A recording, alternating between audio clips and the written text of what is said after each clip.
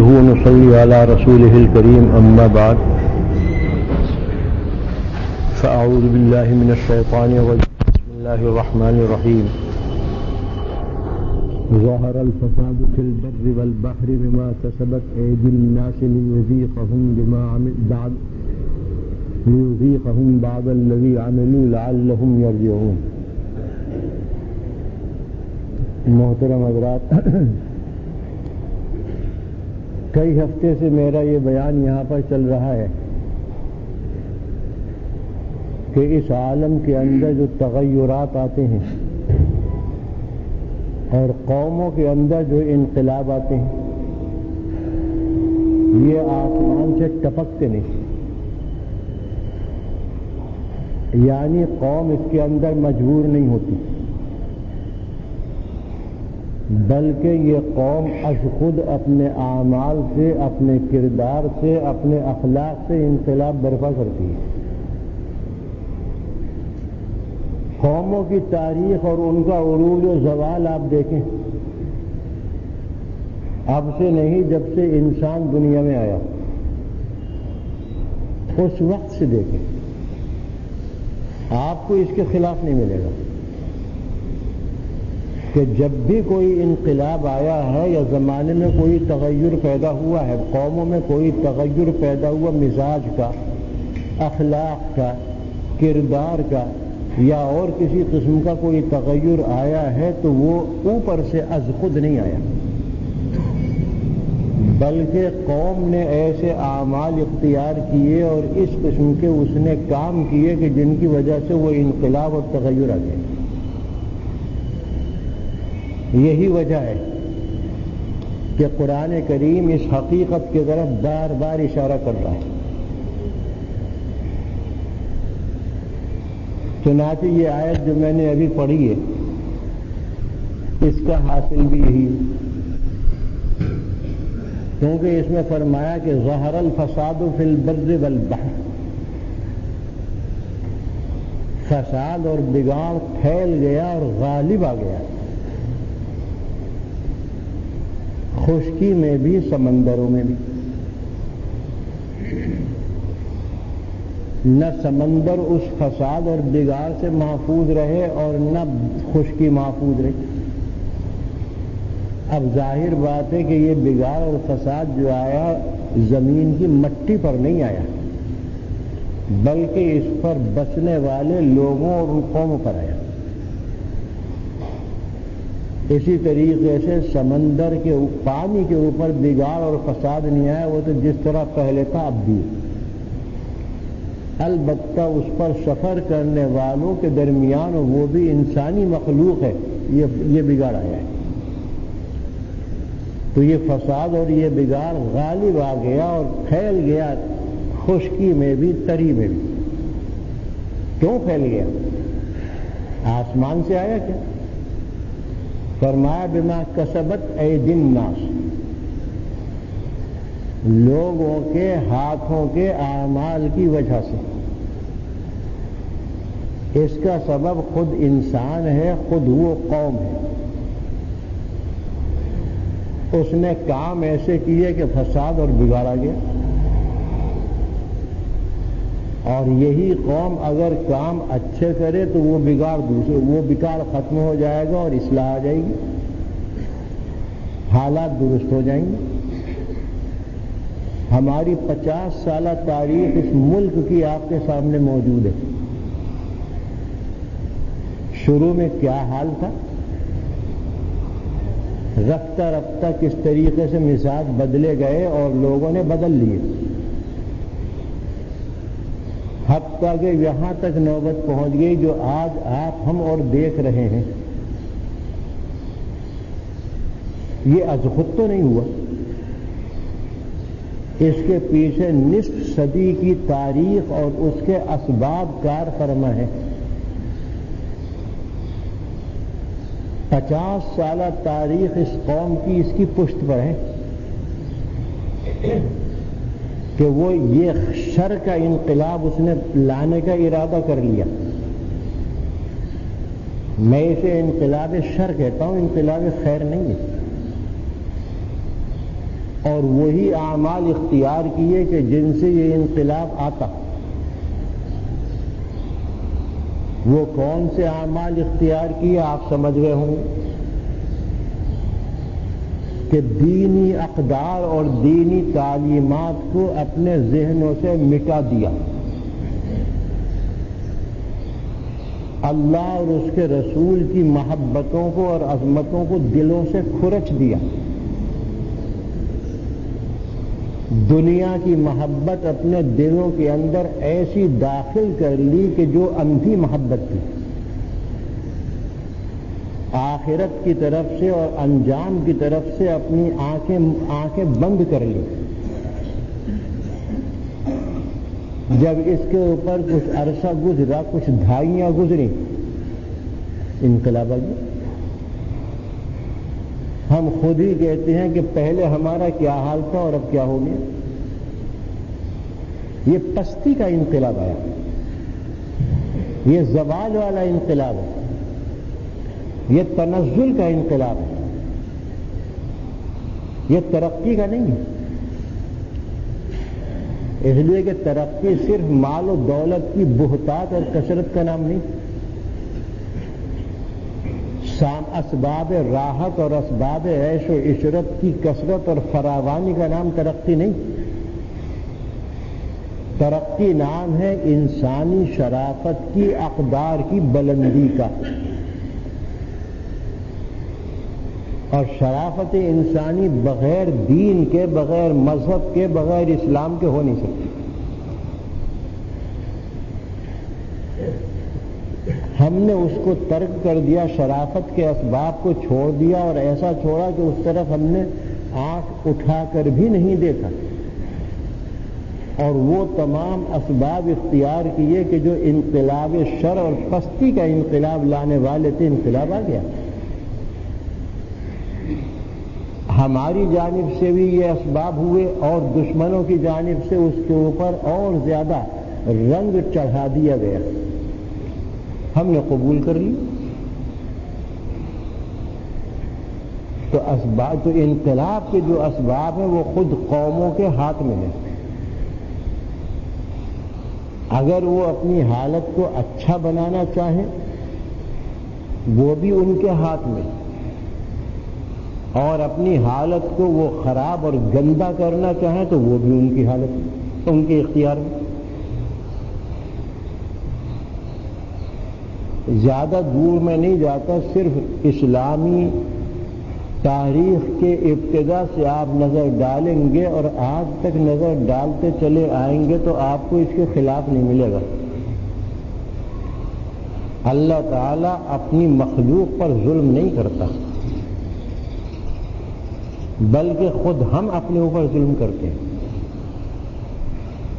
اللہ تعالیٰ کسی مخلوق کو چاہے وہ مومن ہو یا کافر نقصان نہیں پہنچاتا، بلکہ وہ خود اپنے آپ کو نقصان پہنچاتے ہیں۔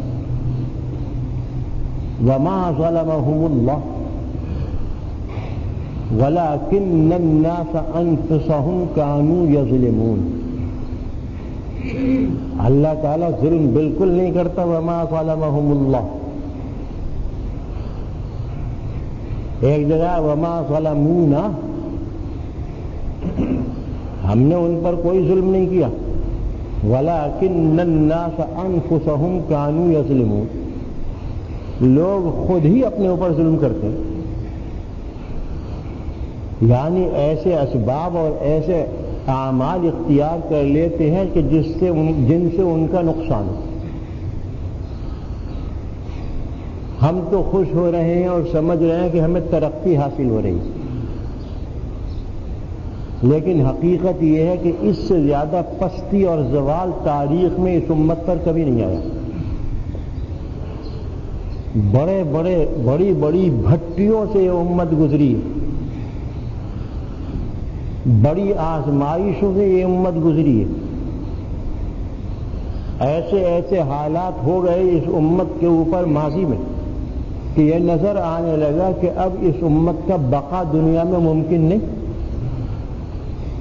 لیکن اچانک انہوں نے اپنی حالت بدلی خیر کی طرف بدلی، اللہ نے ان کے ساتھ وہی معاملہ کر دیا۔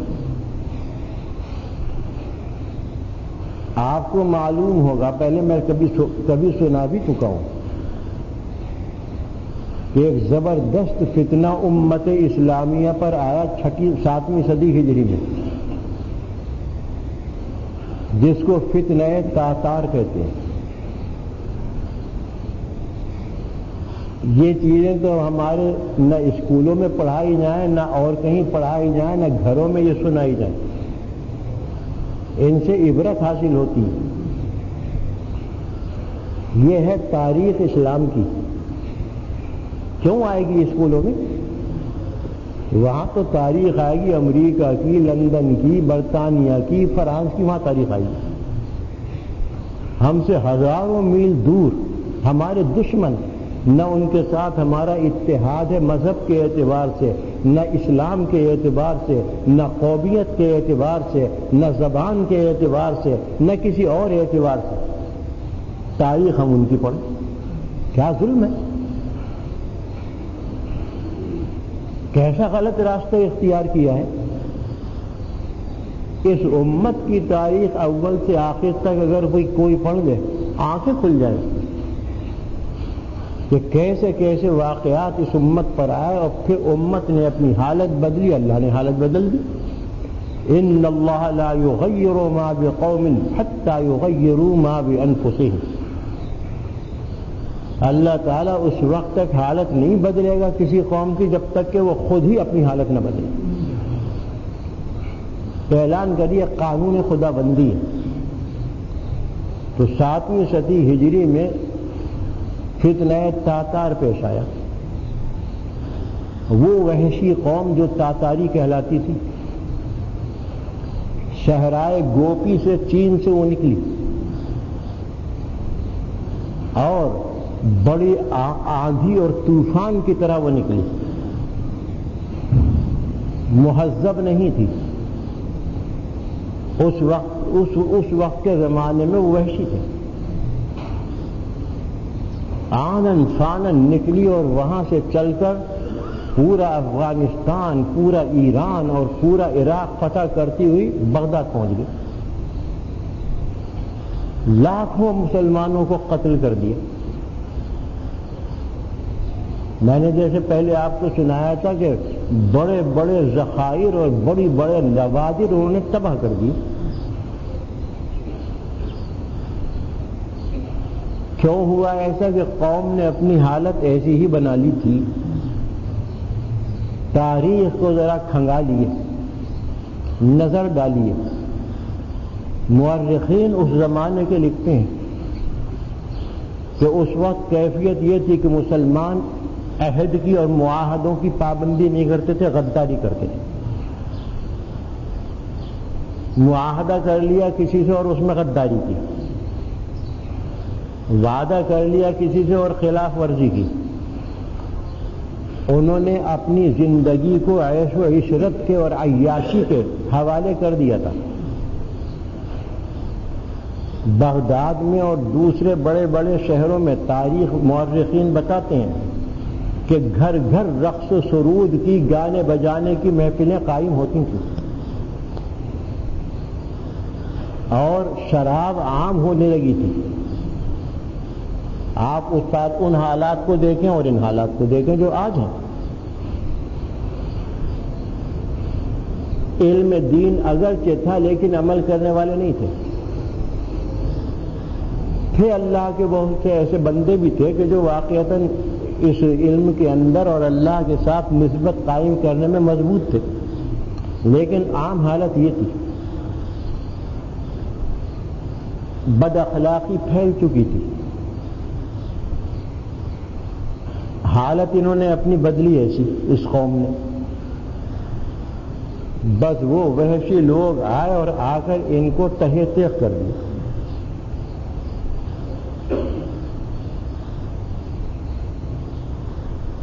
اب ان کا ارادہ ہوا کہ کسی دوسرے ملک پر بھی حملہ کریں۔ اس وقت ایک حکومت تھی مصر اور شام میں۔ مصر و شام کی حکومت ایک تھی اس وقت۔ اندیشہ ہو گیا کہ مصر و شام پر بھی یہ حملہ کریں گے، اور ان کا بھی ارادہ تھا، لیکن مصر و شام کے اندر اللہ کے نیک بندے، علماء، صالحین، عبادت گزار، بڑے بڑے محدثین موجود تھے۔ چونکہ ایک جگہ زخ اٹھا چکے تھے اور زخم لگ چکا تھا، اس لیے یہ اہل علم اور اللہ کے نیک بندے میدان میں آ گئے۔ مصر و شام کے مسلمانوں کی جو حالت تبدیل ہونے لگی تھی، اس کے اوپر انہوں نے میدان میں نکل کر خوب واعظ و نصیحت کیے اور اللہ کے عذاب سے ڈرایا۔ پڑوس میں جو کچھ پیش آیا تھا اس کو سامنے رکھا اور اس کا علاج یہ تجویز کیا کہ صرف اللہ کے بن جاؤ اور اسی سے مانگو، اسی کی عبادت کرو، تمام عیاشیوں کو چھوڑ دو تو تم بچ جاؤ گے۔ حکومت وقت بھی اس وقت مسلمان تھی، لیکن ایسی نہیں تھی جیسے آج کل ہوتی ہے۔ اس کو بھی چونکہ فکر تھا اس لیے وہ بھی بدلی۔ نتیجہ یہ ہوا کہ 1 سال کے اندر اندر تمام حالات مصر و شام کے مسلمانوں کے خیر کی طرف آ گئے۔ اکثریت وہاں وہ ہو گئی کہ جو اللہ کو راضی کرنے والے ہوتے ہیں۔ تاتاریوں نے ایک حملہ کیا، لیکن اس میں زخ اٹھائی، شکست کھا کر بھاگ گئے۔ یہ وہی مسلمان تھے کہ جو پہلے تہہ تیغ ہو گئے، اور یہی وہ مسلمان ہیں کہ اللہ کا نام لے کر کھڑے ہوئے اور اپنے آپ کو اللہ کے سپرد کر دیا، اور ان کے ایک حملے کو انہوں نے ناکام بنا دیا۔ اس ناکامی سے وہ مرعوب ہو گئے اور اس ملک کو چھوڑ کر وہ بھاگ چلے گئے۔ دیکھا آپ نے، یہ وہ ہے گویا 7ویں صدی ہجری کا واقعہ۔ مسلمانوں نے اور اس امت نے اپنے آپ کو برائیوں کی طرف لیا، تباہ ہو گئے، اور پھر بعض نے ان میں سے اپنے آپ کو اللہ کی طرف کر لیا، کامیاب ہو گئے۔ یہ کہاں سے یہ انقلاب پیدا ہوا؟ یہ پیدا ہوا اسی سے کہ انہوں نے ایسے عمل کیے۔ اور نیچے آئیے، یہی تاتاری جن کا میں نے ابھی نام لیا، اللہ نے ان کو اسلام سے بہراور کر دیا، مسلمان ہو گئے۔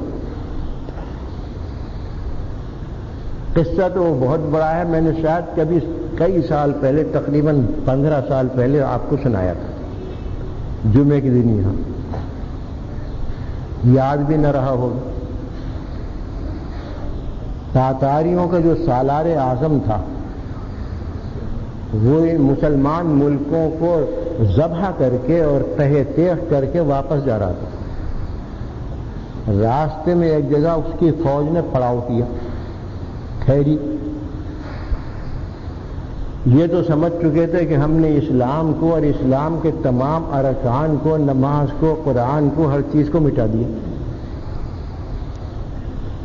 اس جنگل میں جو یہ ٹھہری تھی، جہاں پر یہ فوج ٹھہری تھی، اس نے ان لوگوں کو کہ جو قید ہو کر آئے تھے قتل کر کے ان کا گوشت اپنے کتوں کو کھلانا شروع کر دیا۔ یہ مسلمانوں کا گوشت کتے کھا رہے ہیں۔ ذرا دیکھیے، تاریخ پہ نظر ڈالیے، کیوں صاحب یہ تاریخ پڑھنے کی ہے یا نہیں ہے؟ اس کا علم حاصل ہونا چاہیے یا نہیں ہونا چاہیے؟ کہاں ہم پہنچ گئے ان مردودوں اور ملعونوں کے اندر؟ اس کو دیکھیے،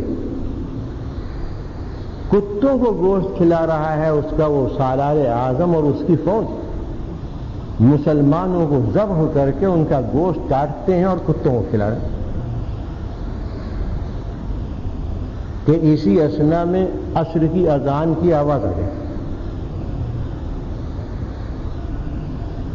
وہ چونکا سالار کہ کہاں سے آواز آئی؟ ہم تو مٹا چکے اس کو، جس نے یہ اذان دی ہے پکڑ کے لاؤ۔ حکم کی دیر تھی، تھوڑی سی دیر میں ایک ضعیف آدمی جن کا نام تاریخ میں شرف الدین، خواجہ شرف الدین آیا ہے. وہ منحنی آدمی اللہ کے نیک بندے تھے، عبادت کرتے تھے، سبھی کچھ کرتے تھے، اس لیے ان میں طاقت و قوت بھی ایسی نہ تھی. وہ سامنے کھڑے کر دیے گئے. سوال و جواب ہوئے. ختم کرتا ہوں مختصر کے سوال و جواب ہوئے. اللہ اکبر کے معنی اسے معلوم ہوئی کہ اچھا مجھ سے بھی بڑا کوئی ہے.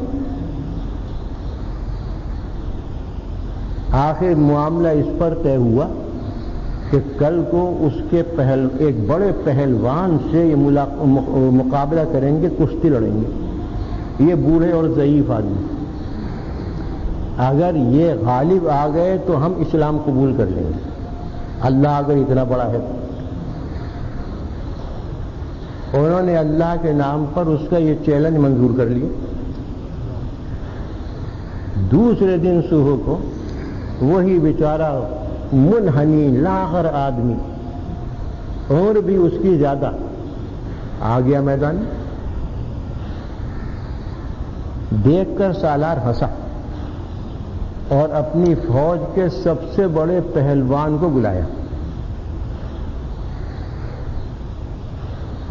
مقابلہ شروع ہوا. تھوڑی دیر تک تو ہوتا رہا مقابلہ. بعد میں اس خواجہ شرف الدین نے اللہ اکبر کہہ کر اس پہلوان کو اوپر اٹھایا اور نیچے پٹک دیا. بس اسلام لے آیا. وہ لایا اسلام تو اس کی فوج بھی لائی، اور پوری قوم تاتار اسلام میں داخل ہوئی. یا تو آئے تھے وہ اسلام کو تباہ کرنے کے لیے، لیکن اللہ نے یہ قوم پیدا فرما دی کہ دیکھو ایسا کرتے ہیں.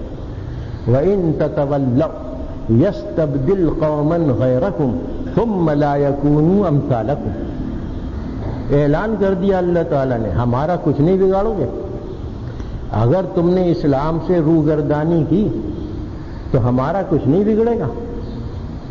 یستبدل قوما غیرکم، ہم دوسری قوم پیدا کر دیں گے تمہارے بدلے میں. ہم دوسری قوم پیدا کر دیں گے جو اسلام کی حفاظت کریں گے، جو اسلام کے اوپر جان دیں گے، ہم وہ پیدا کر دیں گے.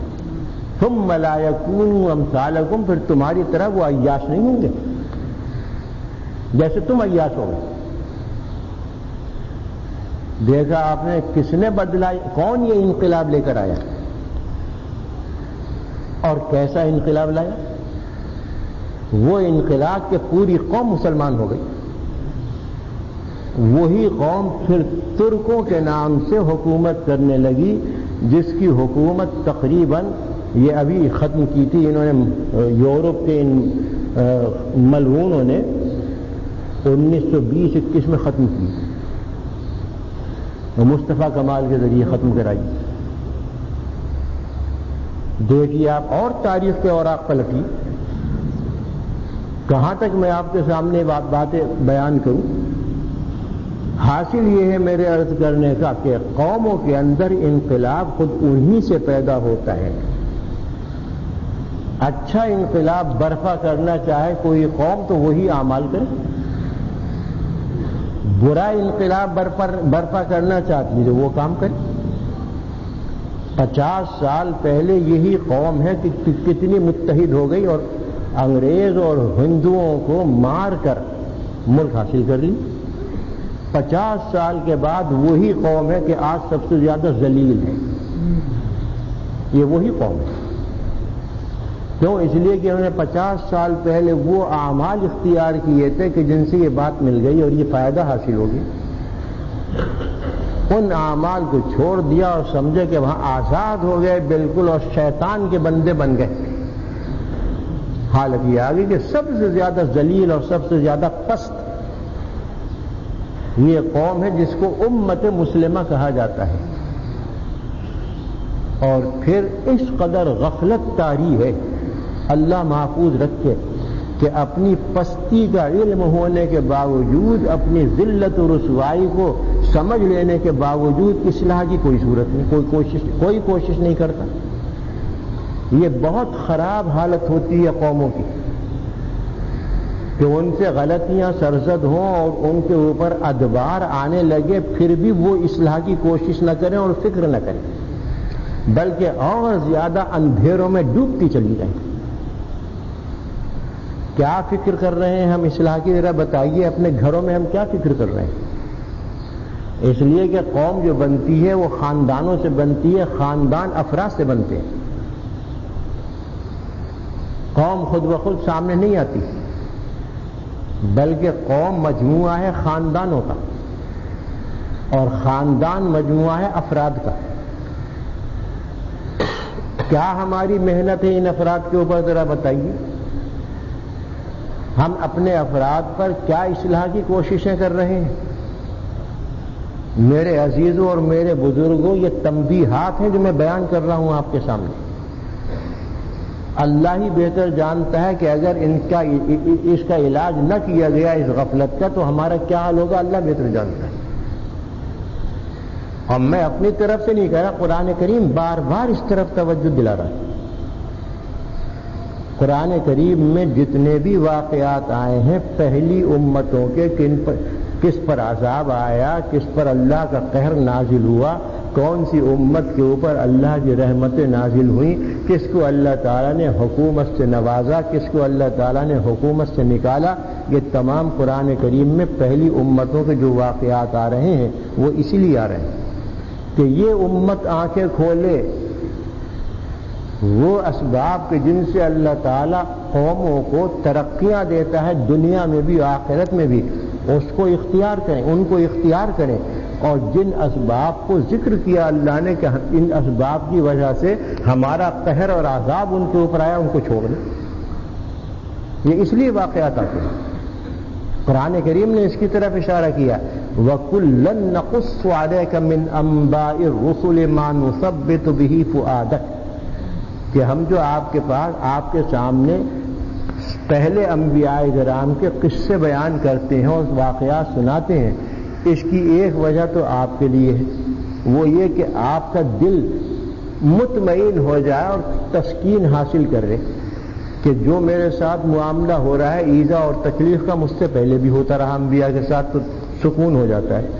لیکن قوم کے حق میں اور مسلمانوں کے حق میں ان واقعات کا کیا فائدہ ہے، اسے اگلے جملے میں بیان کیا، وَجَاءَكَ فِي هَذِهِ الْحَقُّ وَمَوْعِظَةٌ وَذِكْرَىٰ لِلْمُؤْمِنِينَ، کہ ان واقعات کے اندر ایک تو صحیح اور تحقیقی اور حق باتیں سامنے آ جاتی ہیں جو قرآن کریم نے بیان کی، اور قرآن کریم کے ان بیان کردہ واقعات میں موعظت ہے، نصیحت ہے، عبرت ہے، اور قرآن کریم کے بیان کردہ واقعات کے اندر ذکریٰ للمؤمنین، یاد دہانی ہے ایمان والوں کو اس بات کی کہ یہ کام نہ کرنا جن سے عذاب آتا ہے، اور وہ کرنا جن سے اللہ تعالیٰ کی رحمتیں آتی ہیں۔ تاریخ کا یہ مقصود بتا دیا اللہ تعالیٰ نے قرآن کریم میں، یہ نہیں کہ واقعات پڑھ لیے بس ہو گیا، جو ہونا تھا ہو گیا، ہم اپنے اس سے محفوظ ہیں۔ تاریخی واقعات سے عبرتیں حاصل کرنا چاہیے، وہ ہمارے اندر سے نکل گیا، اور پھر اگر عبرت حاصل کرنا بھی چاہیں تو کیسے کریں؟ اس لیے کافروں کی تاریخ ہم پڑھتے ہیں، ہم تاریخ پڑھتے ہیں فرانس کی، برطانیہ کی، امریکہ کی، فلاں کی اور فلاں، وہاں کیا عبرتیں ملیں گی ہم؟ دیکھیے کس طریقے سے تعلیمی میدان میں اس امت کا ذہن موڑا ہے ان خبیثوں نے، علمی میدان میں موڑا ہے، رخ دوسری طرف کر دیا۔ تاریخ ہے، بہرحال وہ بھی تاریخ ہے، اگرچہ کافروں کی ہے، اگرچہ غلیظوں کی ہے، اگرچہ ملعونوں کی ہے، لیکن تاریخ ہے۔ اب سن کر آدمی مطمئن، بھائی تاریخ کا مضمون بھی پڑھایا جاتا ہے اور اس کے اندر پی ایچ ڈی بھی ہو جاتا ہے، اس میں ڈاکٹری بھی ملتی ہے، اس میں یہ بھی ملتا ہے۔ کس کی تاریخ ہے وہ؟ میرا خیال کہ فرمائیے کس چیز کے اندر یہ امت، اس امت کے افراد اور نونہال اپنی زندگی کھپا رہے ہیں۔ بہرحال میرا مقصود تو یہ تھا کہ انقلاب، اچھا انقلاب لانے کی فکر کرنا چاہیے، ایک دو آدمی سے انقلاب نہیں آتا ہے۔ انقلاب جو پوری قوم میں آئے تو قوم اپنی حالت بدلے گی تب آئے گا، لیکن جیسا کہ میں نے عرض کیا کہ قومیں بنتی ہیں خاندانوں سے، خاندان بنتے ہیں افراد سے، اس لیے افراد کی اصلاح پہلے ہونا چاہیے، اپنے گھر والوں کی اصلاح ہونا چاہیے، اپنے اہل و عیال کی اصلاح ہونا چاہیے، اپنے دوستوں کی اصلاح ہونا چاہیے، تاکہ یہیں سے اصلاح کا فوارہ پھوٹے اور وہ چاروں طرف پھیلتا ہوا چلا جائے۔ اللہ تعالی ہمیں اس پر عمل کرنے کی توفیق عطا فرمائے۔ دعا کریں کہ اللہ تعالی ہمارے گناہوں کو معاف فرمائے۔ اور ختم کرنے سے پہلے میں اعلان کروں گا، ایک تو وہ مدرسہ گلگت کا جو ہے اس کے بارے میں شاید آپ کو معلوم نہ ہو، وہاں پر بہت ضرورت ہے، اس کے لیے جو کچھ کر سکتے ہوں کریں، اور ایک اشرف ہمیں اس پر عمل کرنے کی توفیق عطا فرمائے، اور اللہ تعالی ہمارے ان تمام باتوں کو جو غلط قسم کی ہمارے اندر رائج ہو گئی ہیں، اللہ تعالیٰ انہیں دور فرمائے، اور ہمیں صراط مستقیم پر اللہ تعالیٰ چلنے کی توفیق عطا فرمائے۔